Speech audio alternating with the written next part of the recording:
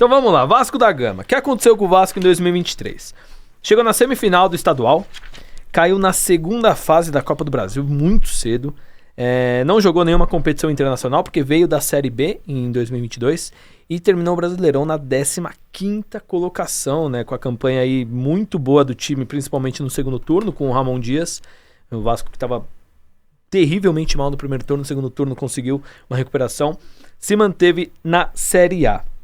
Mas o Vasco, eu acho que, posso estar falando uma grande besteira, nos últimos anos ele sempre está lutando ali embaixo, né, perto do rebaixamento. Ele aumentou seu gasto em elenco, ele gastou em elenco 163 milhões na temporada 2023, quando compara com 22, quando ele estava na Série B, foi 32 milhões, então a gente está falando de 130 milhões a mais que ele gastou. Manteve ali a sua dívida bem estável nas últimas 3 temporadas, era 710 milhões em 21, 715 em 22 e caiu um pouquinho em 23, 696, mas sempre ficou perto ali da casa dos 700 milhões.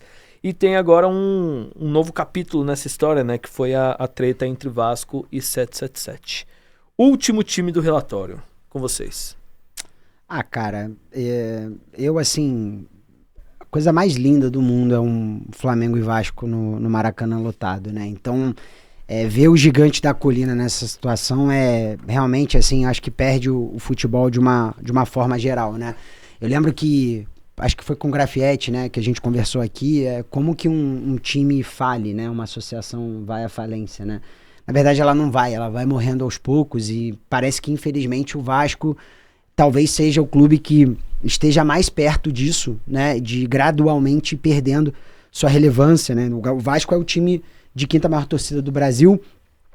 Toda análise que a gente for fazer aqui para 2023 hoje, ela tá num limbo, né, por uma questão jurídica do Vasco em 2024, né, com essa questão da liminar, se a 77 vai, se ela fica, enfim, né. Mas o que eu posso falar aqui do Vasco é que o Vasco tá ali, não está no clube dos 400 mais de receita. O Vasco teve uma receita de 336 milhões de reais, mas com muitos asteriscos, né? Então, assim, em primeiro lugar, o Vasco vendeu aí 100 milhões de reais em jogador. O Vasco teve o adiantamento da LFU, né? Porque na Bacia das Almas ali precisou transferir ali do Grupo União para a LFU, porque precisava muito do dinheiro. O Vasco tem aí pagamentos a receber da 777 que talvez, muito provavelmente, podem nem acontecer. Então é um clube que você... um clube da magnitude do Vasco, desse tamanho, com o investimento que tem, você não pode estar num patamar de 200 milhões de reais em receita, né? Você está falando de clubes aí, que a gente estava falando, né? Clubes que até então estavam vivendo aí na Série B, se estabilizando em patamar de 300, de 400 milhões de reais. Então, a situação do Vasco, ela é muito preocupante, né? Muito preocupante. Você tem ali uma alavancagem em 2,3 vezes do caixa, mas ela já foi de 4,5. Você não sabe a que ponto você vai chegar, mas em termos de investimento em elenco, pagamento de salários, quem paga, se é a associação, se é a SAF, se é a associação que está comandando a SAF, se o pagamento da 777 esse ano vai entrar ou não vai. Então, eu acho que até falar de 2023 do Vasco, sem carregar para 2024 num contexto, é muito difícil, né? Mas trazendo nos big numbers aqui, você tem uma receita de 200 para uma dívida de... não é o caso, né? Mas uma receita não recorrente, né? De 239 para uma dívida de 700. O clube está dando indícios que se não tiver um cheque robusto, uma renegociação maciça, a tendência é que essa agonia perdure ainda mais, né? Infelizmente. Acho que resumidamente é isso. Acho que o problema do Vasco, o número está muito contaminado por essa falta de entendimento do que foi a relação de governança entre o seu novo investidor, ou o antigo investidor agora, e a associação. Então, talvez o número até de 24 esteja contaminado também, porque até a gravação desse episódio aqui, a gente não teve um desfecho de quais serão os próximos capítulos. Então, acho que mais problemático do que os números é a governança que se espera para gerir o Vasco para os próximos anos, né? Se o controle da associação vai ter fôlego financeiro e vai conseguir sair dessa situação de forma orgânica, né? Com uma geração de caixa para pagamento de dívida, é uma receita muito pequena para uma dívida muito grande, são 239 para quase 700 milhões em dívida. Então a gente sabe que dificilmente o Vasco, sem uma inserção de capital inorgânico, sem um novo investidor, vai conseguir sair dessa de forma um pouco mais rápida, né? Então, acho que o Vasco é menos diagnóstico e mais prognóstico. A gente tem que aguardar as cenas dos próximos capítulos, porque se a gente for se debruçar nos números aqui, acho que a gente vai conseguir extrair pouco. Uhum. E só pelo menos uma sobrevida aí, o interino do Vasco, que desde que assumiu, né, tirou o Vasco da zona de rebaixamento, está indo muito bem. E hoje, né, as notícias, né, depois de fechar com o Felipe Coutinho, o Souza já anunciou que vai voltar também, o volante do Vasco, que surgiu junto com o Felipe Coutinho, e já está prestes a, só resolvendo questões burocráticas, o Alex Teixeira, né, então 3 crias... Isso era uma condição, né? Foi um pedido do Felipe Coutinho. Então 3 crias do Vasco que voltam aí já 30 a mais, porém, né, para dar uma ajuda no elenco para pelo menos manter na Série A. Né? Até uma pergunta para o Chatac, que acompanha muito mais o futebol do Rio. Que você abriu a sua resposta do Vasco falando da fala do Grafietti, né? Que dificilmente uma associação vai quebrar. Se fosse uma empresa, quebraria, mas uma associação dificilmente ela vai quebrar. O que acontece é que ela vai perdendo poder competitivo. O Vasco, depois de 2012, quando ele cai na Libertadores pro Corinthians, ele faz alguma temporada digna? Ou é sempre brigando lá embaixo? Ele tem a Copa do Brasil, né? Ou foi antes? Agora...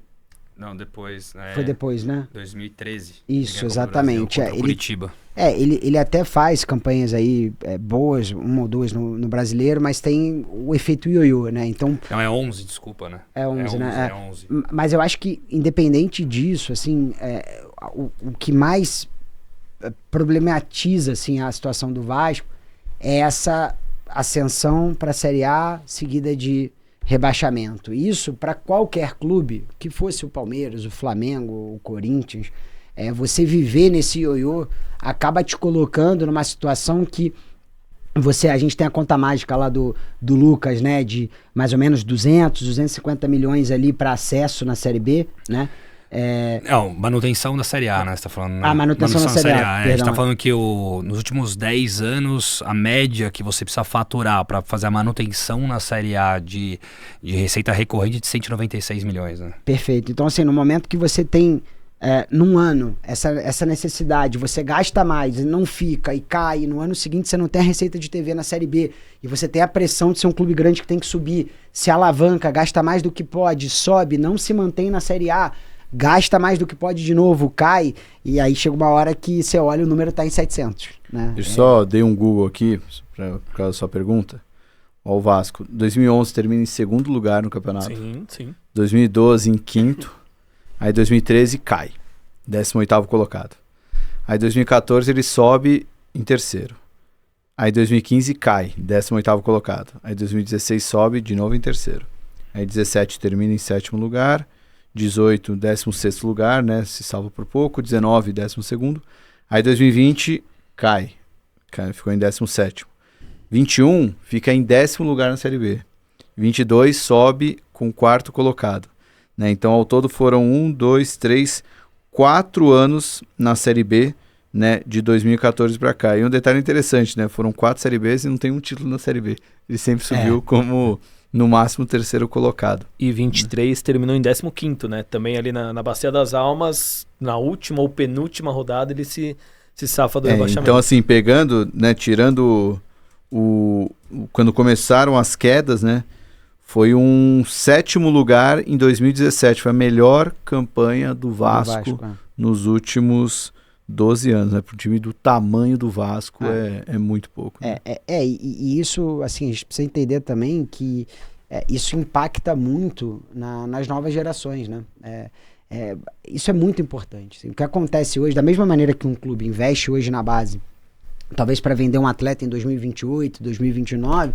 No momento que você tem uma década em que seu melhor resultado é uma sétima colocação, talvez aquele menininho na escola, que antigamente era Vasco, né, que tava ali, que o pai é Vasco, talvez eu acho que não é que todos vão virar flamenguistas, botafoguenses, tricolores, mas isso já vai gerando ali você precisa ter um grau de quase que religião, né, com seu filho para ele acompanhar o time do pai, ou que para o menino, por um interesse genuíno, acabe escolhendo um time que não luta pelas principais colocações, às vezes até em âmbito regional, né? Às vezes a gente sente falta do Vasco numa final, tendo um título de carioca, isso tem acontecido de forma muito mais escassa, né? Me parece que é um clube que, independente da sua situação, precisa encontrar um equilíbrio e governança, seja em SAF, seja em associação civil. Eu acho que, com todo o trabalho que a gente sabe que o Pedrinho está fazendo, eu como advogado, tenho muito receio, no momento em que você não tem um processo da 777 transitado em julgado, que a associação faça um movimento tão agressivo de uma retomada de controle.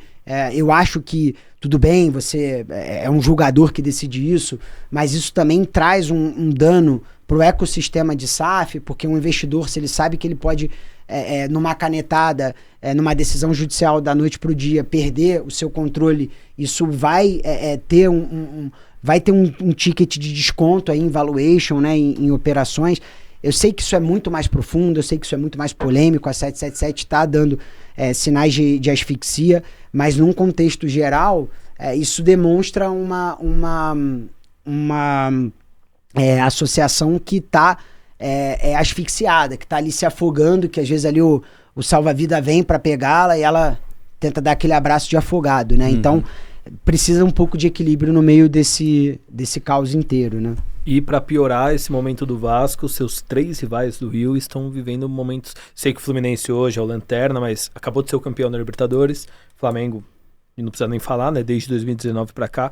E o Botafogo agora voltando a figurar entre os principais times do São Paulo. E pro torcedor do Rio, desculpa. Só pro torcedor do Vasco ficar um pouco mais... Gol do Vasco? Calmo. Gol do Vasco. Corinthians? Corinthians 0. Ixi, e o Corinthians agora tá onde? Nossa, gol do Lucas Piton. Acho que é hora de encerrar. Ô, lei do ex, pelo amor de Deus. Só fazer um comentário aqui final também, que foi legal você ter comentado do Botafogo, porque o Botafogo tinha uma dívida até maior do que a do Vasco, né?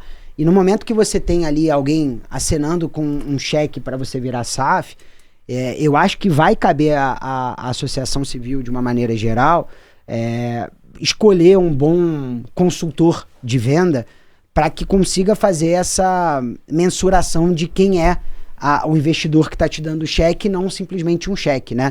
Então esse background check, né? O check do check. Exato.